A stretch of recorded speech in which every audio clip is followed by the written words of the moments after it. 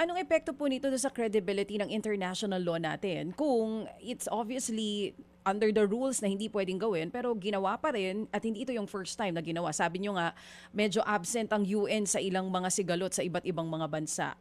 So parang nagkakaroon na ng kredibilidad yung international law system? Yeah.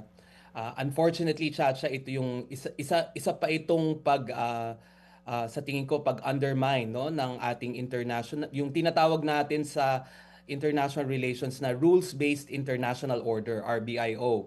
Kasama diyan UN Charter, kasama diyan yung ating ginagamit parate UNCLOS, kasama diyan yung mga iba pang norms of international law.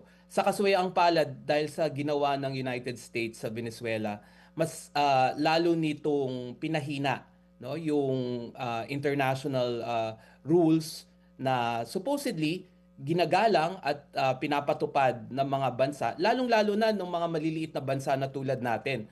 Kasi wala naman tayong nuclear weapons, wala naman tayong military. So bilang mga maliliit na bansa, no, tulad ng Pilipinas, nakasalalay tayo no sa international institutions and international law. At pag may mga superpowers like hindi lang naman US, 'di ba? Katulad ng ginawa ng Russia sa China, katulad ng ginagawa ng Russia sa Ukraine, katulad ng ginagawa ng China sa Taiwan at sa atin mismo sa South China Sea.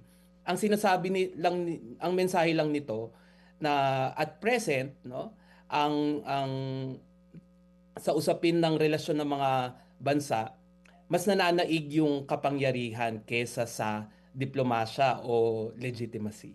Mga kapatid, brothers and sisters, saan ka pa? Dito na tayo sa totoo. Dito na tayo sa True FM. Mga kapatid, mag-subscribe and follow po kayo sa social media accounts ng True Network PH. Yan po kami, hanapin nyo lang True Network PH, Facebook, Instagram, YouTube, TikTok, and podcast. Mapa Apple or Spotify man yan, mahahanap nyo kami. Lahat ng mga napapanood at napapakinggan nyo po sa programa, nasa social media accounts namin yan. So paano mga kapatid? See you sa social media!